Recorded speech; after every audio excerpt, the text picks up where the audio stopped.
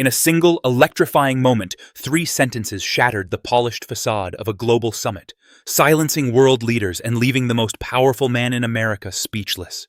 It was a clash where raw courage met unyielding hubris, where a lone voice from a small African nation dared to unravel decades of hidden truths the world's elite had buried under billions in aid. This isn't just a story of diplomacy gone rogue, it's a seismic reckoning, a blade of truth slicing through a web of control, forcing everyone to confront a question that burns like wildfire. When dignity defies power, can the world ever be the same?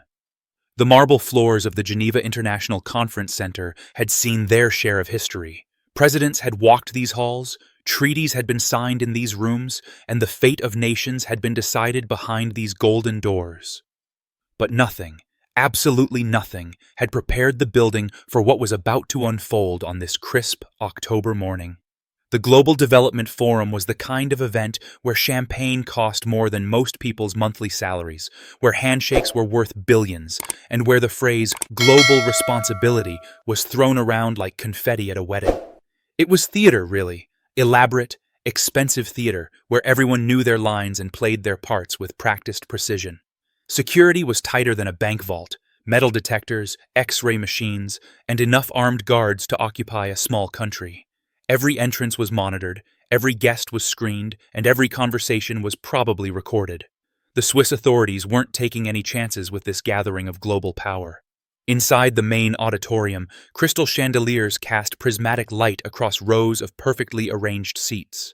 The stage was set with a U-shaped table draped in pristine white cloth, crystal water glasses positioned with military precision, and microphones tested to audio perfection.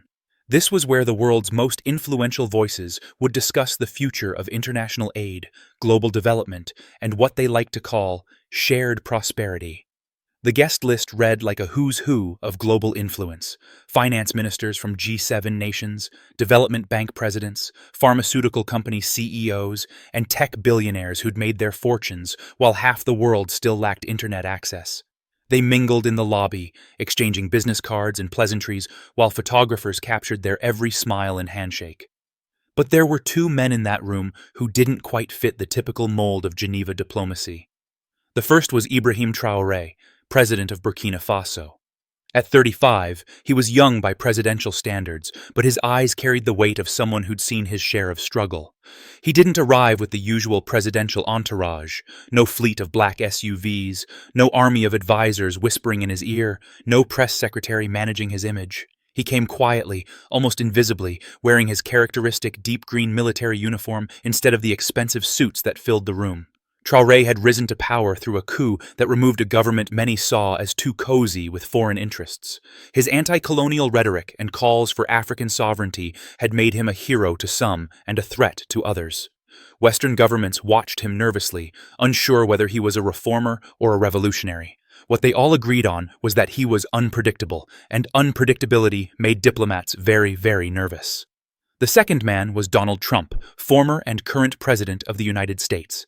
He entered the building like he owned it, which, given America's influence in global institutions, wasn't entirely metaphorical. Red tie, perfectly styled hair, and that unmistakable swagger that had dominated American politics for nearly a decade. His entourage filled 2 elevators: Secret Service agents, policy advisors, media handlers, and the kind of people whose job it was to make sure their boss always looked like the most important person in any room. Trump's relationship with Africa had always been complicated. His previous comments about the continent had caused diplomatic headaches for years, and his approach to foreign aid was transactional at best. He saw international assistance as leverage, a tool to extract concessions and ensure compliance. To him, aid wasn't charity. It was investment with expected returns. The morning panels had gone according to script. Prepared remarks about sustainable development goals, carefully worded commitments to continued partnership, and the kind of diplomatic language that said everything and nothing simultaneously. The audience, a mix of government officials, NGO representatives, and journalists, nodded politely and took notes that would probably never be read again. But the main event was scheduled for 2 p.m. Global responsibility and the future of aid. This was the panel everyone had come to see, featuring heads of state and development leaders discussing the next decade of international cooperation.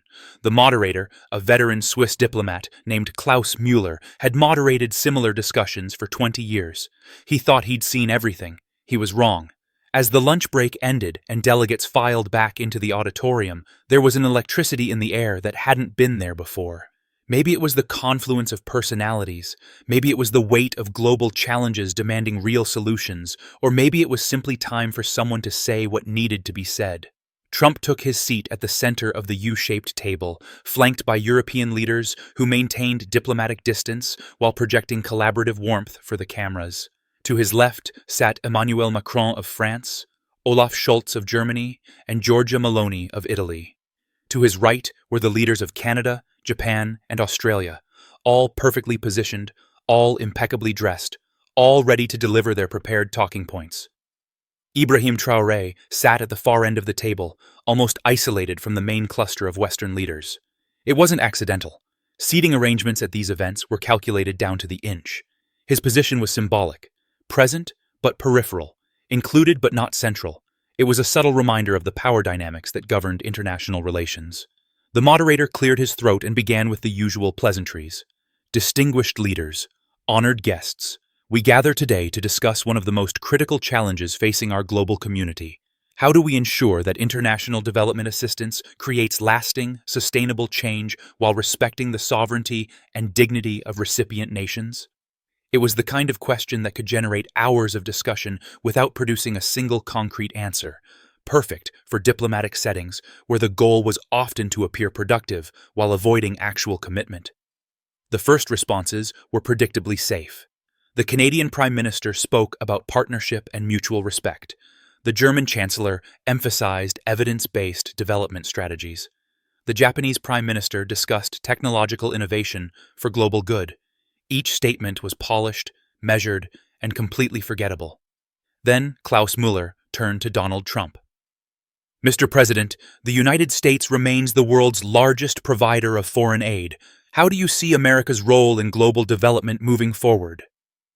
Trump leaned into his microphone, and something shifted in the room. The practiced diplomacy, the careful language, the measured responses, all of it was about to get blown apart.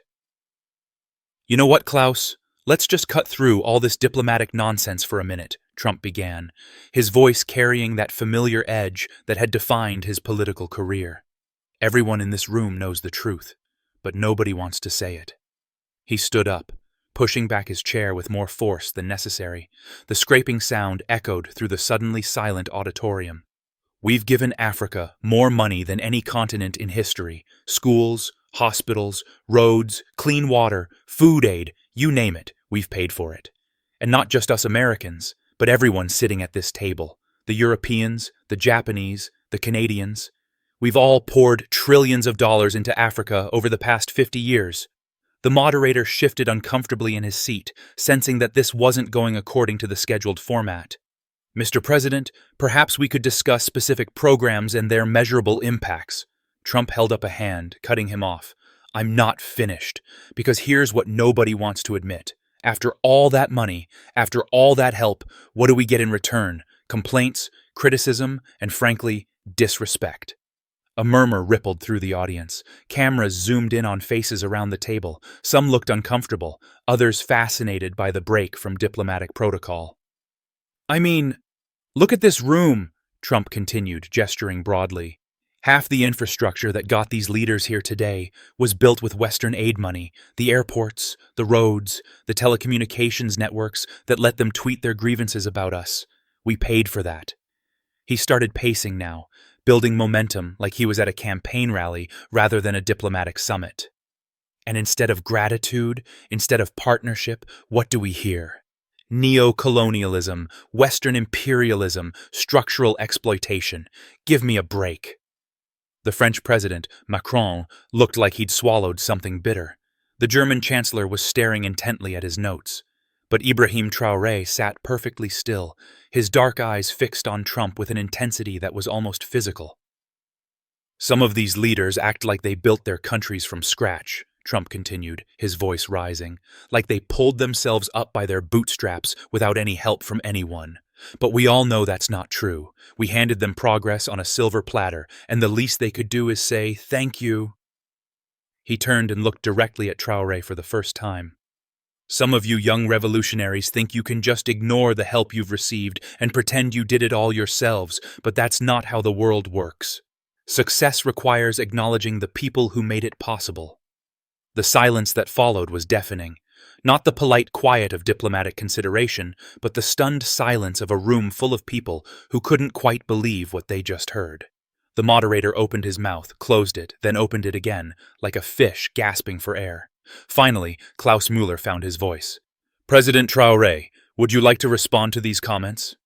Ibrahim Traoré stood slowly, no dramatic gestures, no theatrical movements.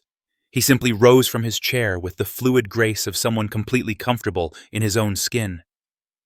Unlike Trump's pacing performance, Traoré's stillness commanded attention through pure presence. He didn't walk to the center podium. He didn't need props or staging. He stood exactly where he was, hands at his sides, and spoke in a voice that was quiet, but somehow filled every corner of the massive auditorium. "You gave us money," he began, each word measured and deliberate. "This is true." The simplicity of the opening caught everyone off guard. No diplomatic preamble, no flowery language, just a direct acknowledgement of fact. "But with every dollar," he continued, his voice growing slightly stronger, "you took our dignity." The words hit the room like a physical force. Delegates who had been checking their phones suddenly looked up. Journalists stopped typing. Even the security guards seemed to lean in closer. "And today," Traoré said, his eyes never leaving Trump's face, "I return both." The silence that followed wasn't just quiet. It was vacuum-like, as if all the air had been sucked from the room. No one moved. No one breathed. The only sound was the almost inaudible hum of the air conditioning system. Trump's confident expression faltered for just a moment. A flicker of confusion, perhaps even surprise. He clearly hadn't expected such a direct, unflinching response. "That's very dramatic," Trump said, trying to regain his footing. "But drama doesn't change facts." But Traoré wasn't finished. He stepped closer to his microphone, his voice now carrying to every corner of the room. "Aid is not charity when it comes with chains," he said. "You build hospitals, yes, but you write our healthcare policies. You send grain, but you take our gold. You provide loans, but you own our resources. You call it help, we call it a transaction." The moderator looked desperately at his notes, searching for a way to regain control of the session. The other world leaders sat frozen, caught between diplomatic protocol and genuine fascination with this unprecedented moment. "Every road you paved came with conditions," Traoré continued. "Every school you built required us to buy your textbooks, teach your languages, adopt your systems. Every hospital you funded had to purchase your medicines, train with your methods, follow your protocols. This is not generosity, this is business." Now he did move, taking 3 deliberate steps toward the center of the U-shaped table, his military bearing evident in every movement, controlled, purposeful, commanding. "You speak of gratitude as if we should thank the hand that feeds us while it pickpockets our children. You demand appreciation for help that always costs more than it gives. You want applause for assistance that makes us more dependent, not more free." Trump leaned toward his microphone, his face reddening slightly. "That's completely unfair. We've saved millions of lives through our aid programs. We've prevented famines, stopped epidemics, built infrastructure that—" Traoré raised one hand, not aggressively, not dismissively, but with such quiet authority that Trump's words simply stopped mid-sentence. The gesture was almost gentle, like a teacher calming an excited student, but its effect was absolute. "I do not deny that lives were saved," Traoré said. "I do not dismiss the roads or the hospitals or the schools, but I will not pretend that salvation came without a price, or that the price was fair." He paused, letting his words settle. When he continued, his voice carried a weight that made everyone in the room lean forward slightly. "Real power does not need to announce itself. It does not need to demand gratitude or list its achievements. Real power creates, empowers, and then steps back to let others flourish. What you describe is not power. It is neediness dressed in authority. The observation was surgical in its precision. Around the table, other world leaders found themselves examining their own consciences, wondering if they too had confused control with leadership, management with empowerment.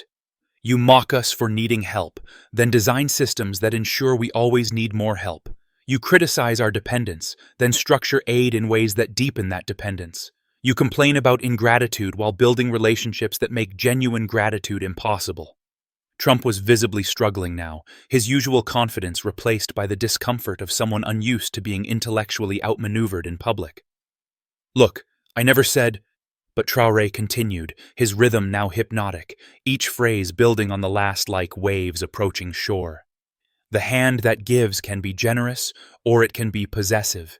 It can open doors, or it can create locks. It can plant seeds, or it can pull roots. You have chosen possession over generosity, locks over doors, root pulling over seed planting." The metaphors were simple enough for everyone to understand, but sophisticated enough to carry layers of meaning. This wasn't just political rhetoric, it was poetry with purpose. And now you stand before the world, frustrated that your possessiveness hasn't generated love, that your locks haven't created security, that your root pulling hasn't produced gratitude. You blame us for not appreciating a gift that was never freely given. The attack was devastating precisely because it wasn't angry. Traoré's tone remained measured, almost gentle. He wasn't shouting or gesturing wildly. He was simply stating facts with the clarity of someone who had thought deeply about these issues long before this moment. "For 60 years, you have told us we are children who need guidance. You have structured every interaction to confirm our dependency and your wisdom. You have built institutions designed to help us, but only in ways that keep you essential to our progress." Now the other world leaders were looking genuinely uncomfortable because, while Traoré was speaking directly to Trump, his words applied to virtually every developed nation's approach to international aid. "Then you wonder why we don't trust you. You wonder why younger leaders question your motives. You wonder why the gratitude you expected never materialized." He paused again, and in that pause, something shifted in the room. The power dynamic that had seemed so clear when Trump was speaking had completely reversed. Now Trump looked like the one being lectured, the one on the defensive. "But here is what you truly cannot understand," Traoré continued, his voice dropping to almost a whisper that somehow seemed louder than shouting. "Dignity cannot be given, it can only be recognized or destroyed. You have spent decades destroying ours while demanding thanks for the privilege." The words hit like hammer blows, each one precisely placed for maximum impact. "You gave us money, yes, but with every dollar you took dignity. You provided aid, but you extracted sovereignty. You offered help, but you demanded submission. And today, in this room, before these witnesses, I return both your money and your expectations." The final sentences came with the inevitability of sunrise, as if everything that had happened before was simply building toward this moment of absolute clarity. "We no longer need your helping hand if it comes attached to a controlling arm. We no longer want your assistance if it requires our diminishment. We no longer accept your charity if the price is our dignity." And then came the 3 sentences that would break the internet, that would be quoted in history books, that would define this moment for generations to come. "You gave us money, but with every dollar, you took dignity. And today, I return both." The silence that followed was beyond description. It wasn't just that people had stopped talking. It was as if the entire concept of sound had been suspended. Time seemed frozen, breath held, hearts paused between beats. Trump stood there, mouth slightly open, for perhaps the first time in his political career completely without words. The man who had built his brand on never backing down, never admitting weakness, never conceding a point, stood silent and somehow smaller than he had been just moments before. Around the table, world leaders sat transfixed. Some looked awed, others uncomfortable, but all of them recognized they had just witnessed something unprecedented. This wasn't just a diplomatic exchange gone off script. This was a fundamental power dynamic being rewritten in real time. The audience of delegates, journalists, and observers sat in absolute stillness. Phone screens that had been flickering with social media updates now lay dark and forgotten. This was the kind of moment that demanded complete attention. the kind of confrontation that would be remembered long after the policy details were forgotten. Klaus Müller, the moderator, looked like a man watching his carefully planned dinner party spontaneously combust. He had notes prepared for every possible direction the conversation might take, but nothing had prepared him for this level of raw, unfiltered truth-telling.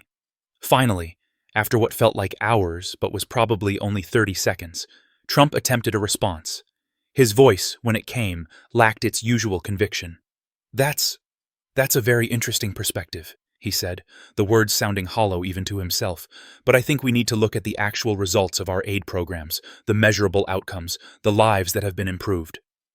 It was a desperate attempt to return to safer ground, to pull the conversation back toward statistics and policy details where he might regain his footing.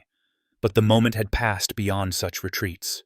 Traoré didn't interrupt this time. He simply waited, letting Trump's words fade into the silence, demonstrating through his patience that he had no need to compete for attention or fight for space. His point had been made, and it would stand regardless of whatever response followed. When Trump finished his attempted rebuttal, Traoré spoke once more, his final words of the exchange. "Numbers tell us what happened. Truth tells us why it happened. Today, I have offered truth. Tomorrow, we will create new numbers." And with that, he sat down. The moderator, recognizing that any attempt to continue the panel would be anticlimactic at best, called for a recess, but nobody moved. The delegates sat transfixed, still processing what they had witnessed. Journalists frantically tried to capture quotes and reactions, while camera operators zoomed in on faces around the room, documenting expressions of shock, admiration, discomfort, and awe. Within minutes, phone screens began lighting up across the auditorium. Social media notifications pinged incessantly as videos of the exchange began circulating. The hashtag #HatInReturn both started trending before the moderator had even officially ended the session. Trump's staff huddled anxiously, whispering urgent conversations about damage control and response strategies. But what could they say? How do you spin a moment of such crystalline clarity, such perfect articulation of uncomfortable truths?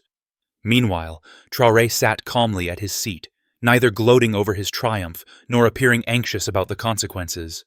He looked like a man who had simply done what needed to be done, said what needed to be said, and was now ready to move on to whatever came next. As delegates began filing out of the auditorium, many stopped to shake Traoré's hand or offer quiet words of support. Others approached more tentatively, as if unsure whether association with him might carry political risks back home. A young journalist from the BBC managed to catch Traoré as he exited the building. "Mr. President," she called out, jogging to keep up with his measured pace. "That was an incredible confrontation in there. Are you concerned about diplomatic repercussions? Do you worry that such direct criticism might harm Burkina Faso's relationships with Western donors?" Traoré paused, turning to face her with the same calm intensity he had displayed throughout the panel. "Fear of consequences is what kept us silent for 60 years, he said simply. "But silence in the face of injustice is not diplomacy, it is complicity. The world is changing. Young people everywhere are tired of polite lies and comfortable compromises. They want truth, even when truth is uncomfortable." "But what about aid programs that might be cut in response to your comments?" the journalist pressed. "Don't you worry about the impact on your people?" For the first time since the confrontation, Traoré smiled, not smugly, but with genuine warmth. "My people have survived colonialism, structural adjustment programs, debt crises, and decades of condescending assistance. We will survive the transition to dignity as well. In fact, we will thrive." The journalist scribbled notes frantically, recognizing that every word from this man would be analyzed and quoted for months to come. "Do you have a message for other African leaders watching this?" she asked. "The same message I have for leaders everywhere," Traoré replied. "Speak truth, serve your people. Remember that respect cannot be demanded. It must be earned through actions, not words." And with that, he walked away, leaving the journalist and a growing crowd of onlookers standing on the steps of the Geneva International Conference Center, trying to process what they had just witnessed. Within hours, the confrontation had exploded across every social media platform. The video clip was shared millions of times, dubbed and subtitled in dozens of languages. News networks around the world led their evening broadcasts with the story. Editorial writers struggled to capture the significance of the moment, while political analysts debated its long-term implications. In Washington, Trump's advisors worked frantically to craft a response that could somehow salvage the situation. But how do you respond to such precise, devastating criticism without seeming defensive or vindictive? In Africa, the reaction was immediate and overwhelming. From Lagos to Cairo, from Johannesburg to Nairobi, people watched the video with a mixture of pride, amazement, and hope. Here, finally, was a leader who had said what they had been thinking for decades, but had never heard articulated so powerfully on such a stage. University students organized viewing parties, social media influencers created reaction videos, artists began creating murals and digital artwork inspired by the moment. The phrase, "I return both," became a rallying cry for dignity movements across the continent and beyond. But perhaps the most telling reaction came from other world leaders. In private conversations over the following days, many admitted that Traoré's words had forced them to confront uncomfortable truths about their own approaches to international relations. Some began quietly reassessing aid programs and diplomatic strategies, recognizing that the old models might no longer be sustainable in a world where young leaders were increasingly unwilling to accept disrespect disguised as assistance. The confrontation in Geneva had lasted less than 15 minutes, but its impact would be felt for years to come. It marked the moment when the post-colonial order began to crack, when the assumption of Western moral authority started to crumble, when a new generation of leadership announced itself with clarity and courage. Ibrahim Traoré had come to Geneva as the president of a small, landlocked African country. He left as the voice of a movement, the embodiment of a new kind of leadership that refused to trade dignity for assistance, respect for resources, or truth for comfort. The world would never quite be the same, and perhaps that was exactly what it needed. But the story doesn't end there. In fact, what happened next would prove that words, when spoken with absolute conviction, can indeed reshape reality. 3 days after Geneva, something unprecedented began to unfold. It started quietly, almost invisibly, in the corridors of power where real decisions are made, far from cameras and microphones. In Berlin, Chancellor Scholz called an emergency meeting with his development ministers. The topic wasn't officially recorded, but sources close to the discussion later revealed that the German leader had been deeply affected by Traoré's words. "We need to examine whether our aid programs actually empower recipients or just make them more dependent on us," he was quoted as saying. Within a week, Germany announced a comprehensive review of its African development initiatives, with a focus on what they called dignity-centered partnership. Similar conversations were happening in capitals across Europe and North America.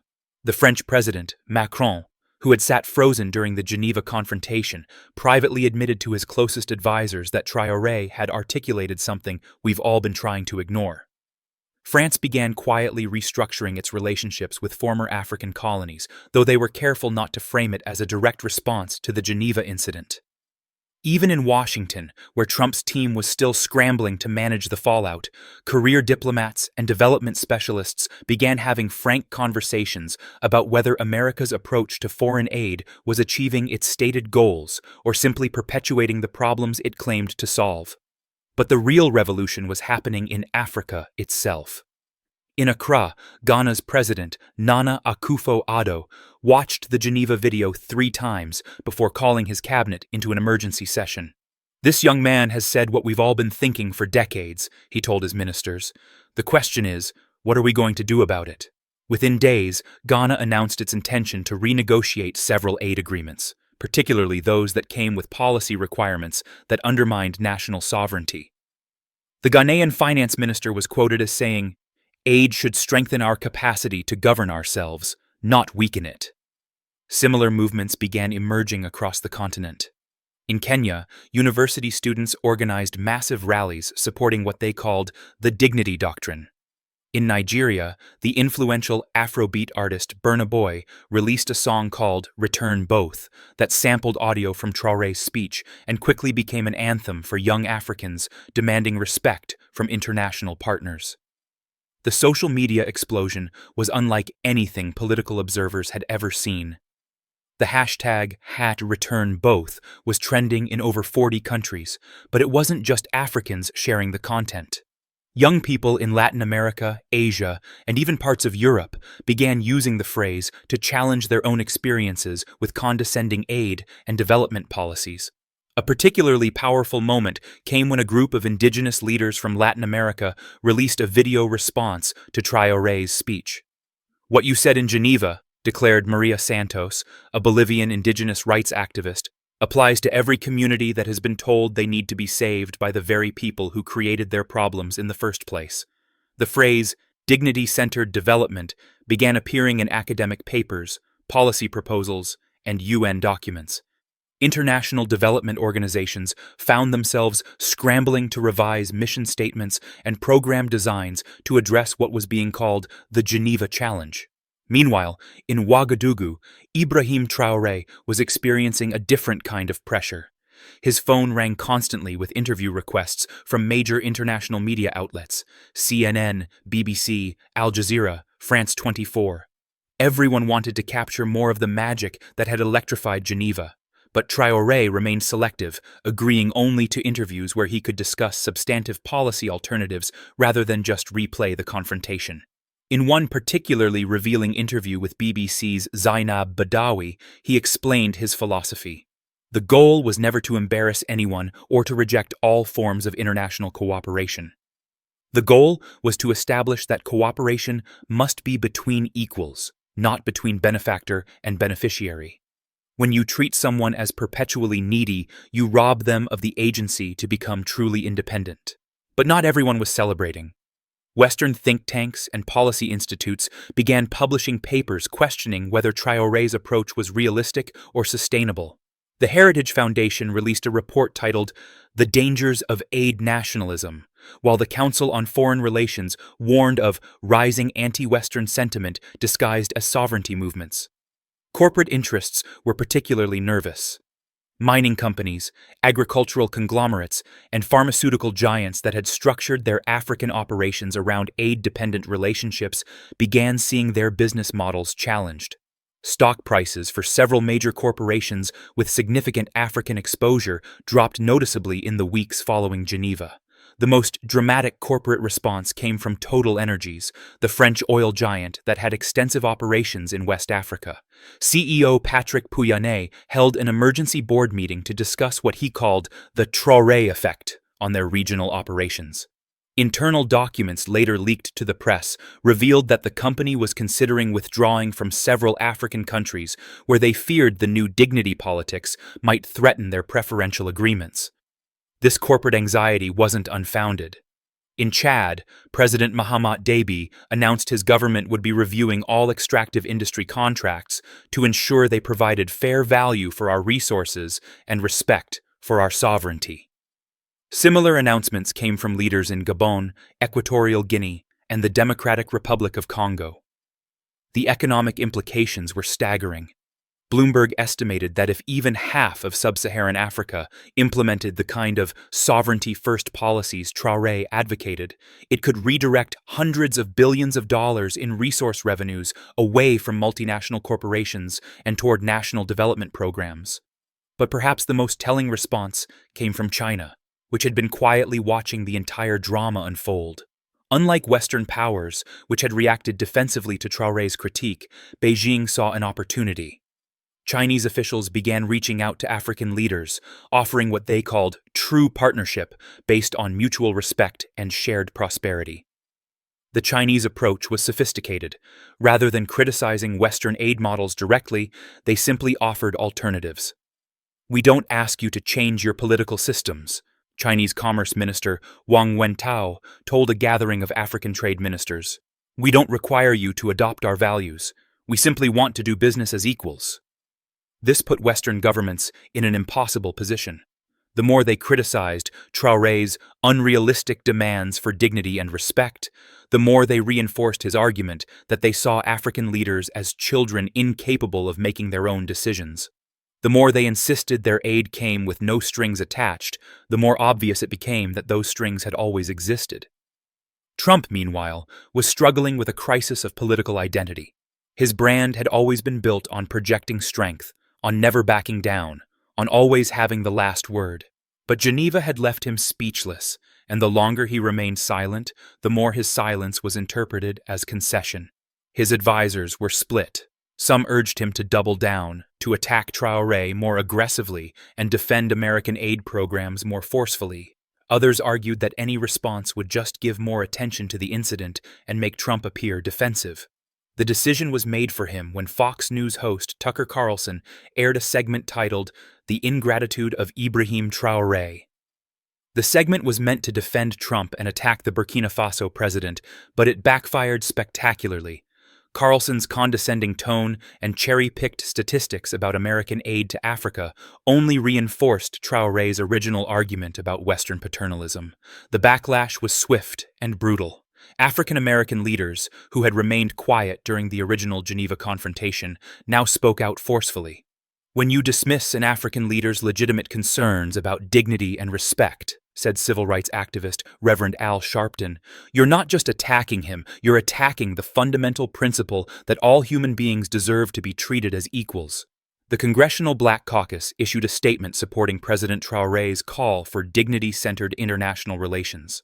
Several African-American celebrities, including Oprah Winfrey and Michael Jordan, used their platforms to amplify Traoré's message. Even more damaging for Trump was the reaction from younger Republican politicians who saw an opportunity to distance themselves from what they viewed as outdated approaches to international relations. Senator Tim Scott of South Carolina, often mentioned as a potential presidential candidate, gave a speech at Georgetown University calling for a new model of American leadership that empowers rather than patronizes our international partners. The Geneva moment had created a political realignment that nobody had anticipated. Traditional left-right divisions seemed less relevant when the core issue was whether international relationships should be based on mutual respect or hierarchical dominance. This became even clearer when unexpected voices began supporting Traoré's position. Libertarian politicians, who normally opposed foreign aid entirely, found themselves praising his call for dignity and self-reliance. Progressive activists, who typically supported increased development assistance, began questioning whether such aid actually empowered recipients or just perpetuated dependency. The intellectual impact was equally profound. Universities began offering new courses on post-colonial development theory and dignity-centered international relations. Academic conferences that had previously focused on aid effectiveness began exploring questions of recipient agency and self-determination. A particularly influential paper published in Foreign Affairs by Harvard's Kennedy School argued that Traoré had identified a fundamental flaw in post-World War II international development thinking. "We have operated under the assumption that good intentions justify paternalistic methods," wrote Dr. Sarah Chen, the paper's lead author, but as President Traoré demonstrated, the recipients of our help have their own perspectives on what constitutes genuine assistance versus subtle control. The business world was adapting too, but not always in ways Western corporations appreciated. A new generation of African entrepreneurs began building companies explicitly designed to reduce dependence on Western technology, financing, and expertise. The African Solutions for African Problems movement gained momentum, with successful startups in fintech, agriculture, and renewable energy proving that the continent could indeed innovate and scale without perpetual external guidance. One particularly successful example was a Kenyan agricultural technology company that developed drought-resistant seeds specifically adapted to East African conditions. Instead of relying on Western research institutions and seed companies, they built partnerships with local universities and traditional farming communities.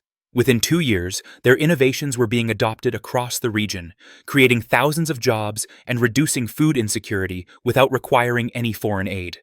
Stories like this began appearing regularly in international business media, challenging the narrative that African development required Western intervention. The Economist published a cover story titled "Africa's Dignity Dividend." documenting how countries that embraced sovereignty-first policies were actually attracting more investment and achieving better development outcomes than those that remained aid-dependent. But the most powerful validation of Traoré's message came from an unexpected source: the next generation of African leaders themselves. In South Africa, Julius Malema, the controversial leader of the economic freedom fighters, organized a continental summit called Dignity and Development: Africa's New Path Forward. Despite Malema's often divisive rhetoric, the summit attracted moderate leaders from across Africa who were serious about implementing sovereignty-based development strategies. The summit's final declaration was remarkable for its specificity. Rather than just criticizing existing aid relationships, it outlined concrete alternatives: continental trade agreements that would reduce dependence on external markets, technology transfer programs that would build local capacity instead of perpetual reliance, and resource extraction policies that would ensure fair compensation for African natural wealth. Even more significantly, the summit announced the creation of an African Dignity Fund, a continental investment vehicle that would provide development financing without the policy conditions typically attached to Western aid. The fund was initially capitalized at $50 billion, with contributions from African governments, diaspora communities, and private investors who believed in the continent's potential for self-directed development. The fund's first major investment was in renewable energy infrastructure across the Sahel region, including Burkina Faso. But unlike typical development projects, this one was designed, implemented, and managed entirely by African institutions. The symbolism was as important as the practical impact. Africa was proving it could solve its own problems when given the resources and respect to do so. International reactions to these developments revealed the deep anxieties that Traoré's Geneva speech had exposed.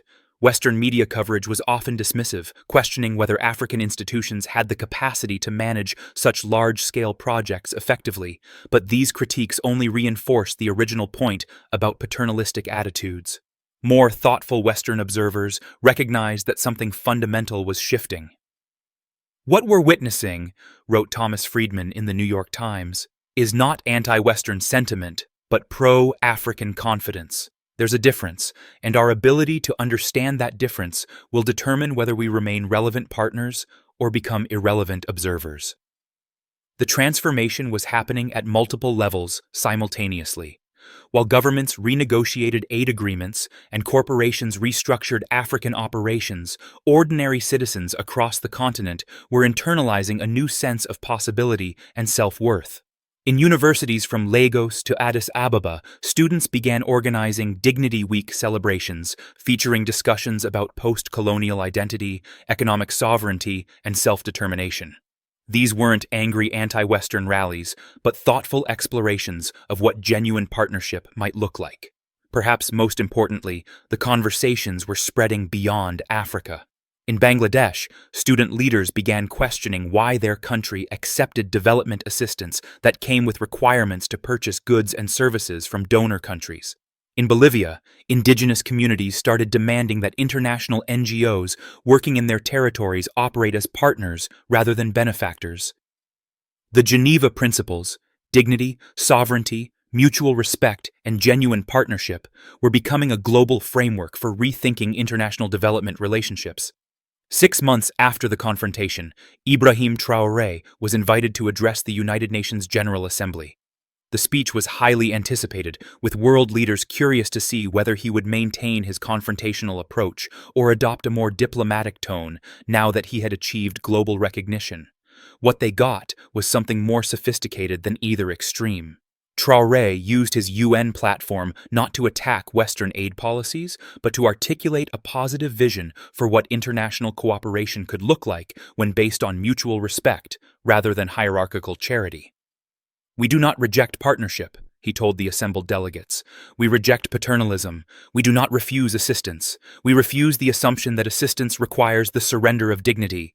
We do not oppose cooperation. We oppose the idea that cooperation means some nations must always be givers, while others must always be receivers."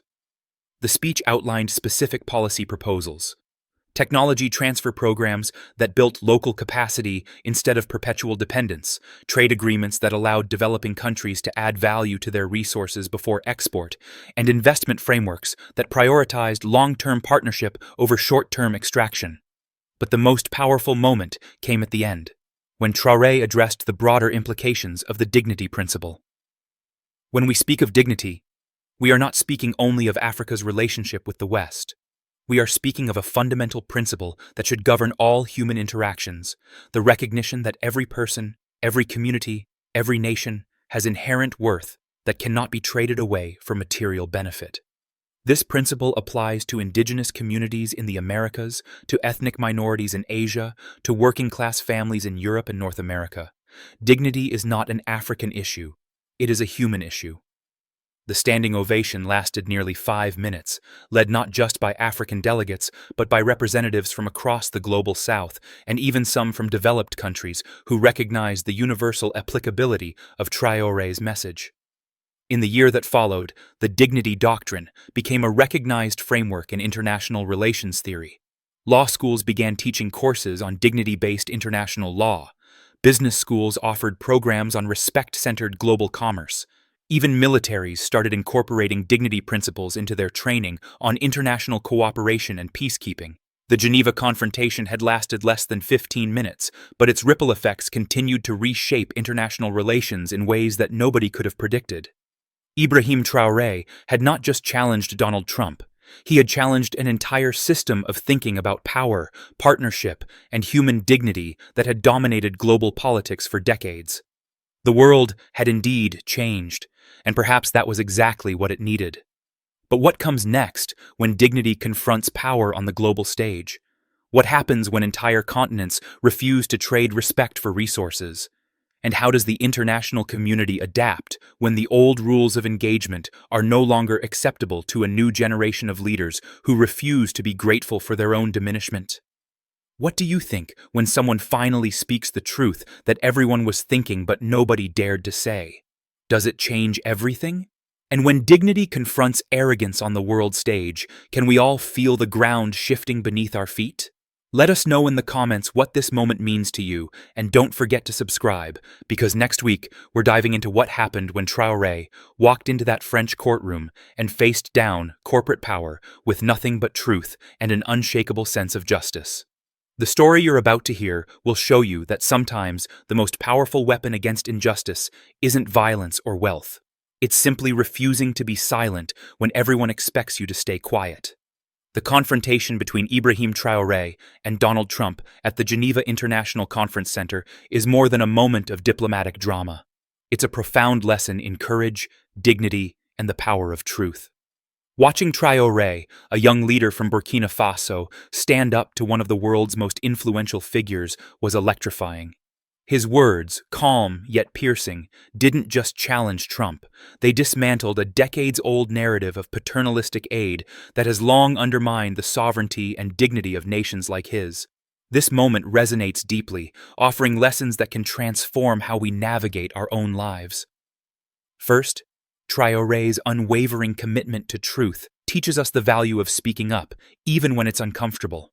In a room filled with global elites, he chose clarity over diplomacy, stating, "You gave us money, but with every dollar you took dignity." This wasn't just a critique of aid policies, it was a refusal to accept a system that demands gratitude for exploitation. In our lives, we often face situations where silence feels safer, whether it's confronting a workplace injustice or challenging a societal norm.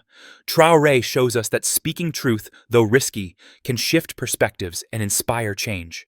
The lesson? Courageous honesty, delivered with conviction, can break through even the most entrenched power dynamics. Second, Traoré's emphasis on dignity reminds us to prioritize self-respect in all interactions. He rejected the idea that aid, or any form of help, should come at the cost of autonomy.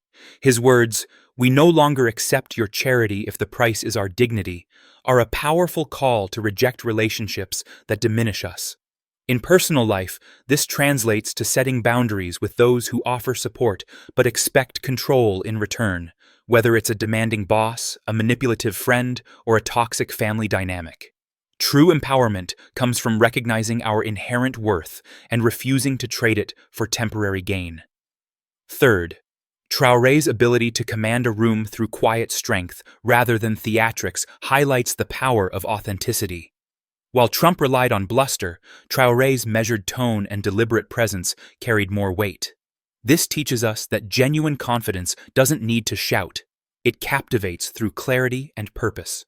In our daily interactions, whether in meetings or personal conversations, we can adopt this approach by focusing on substance over showmanship, letting our actions and words reflect our true values. Finally, the global ripple effect of Traoré's speech, sparking policy reviews, inspiring African leaders, and fueling a dignity movement, shows that one voice can ignite widespread change. This is a reminder that our actions, however small, can have far-reaching impact. Whether it's advocating for fairness in our community or standing up for what's right in our workplace, our choices can inspire others to act. Traoré's legacy is a call to be catalysts for change, proving that individual courage can reshape systems. Applying these lessons means embracing truth, valuing our dignity, and acting with authenticity, no matter the stage. It's about recognizing that real power lies not in dominance, but in empowering others and ourselves. Let's take Traoré's example and dare to speak up, set boundaries, and inspire change in our own corners of the world. If this moment moved you as much as it did me, let's keep the conversation going. Like this video to show your support, share it to spread Traoré's powerful message, and subscribe for more stories that challenge and inspire. Drop a comment below. Tell us what this moment means to you and how you'll apply these lessons in your life. Together, let's amplify the call for dignity and truth.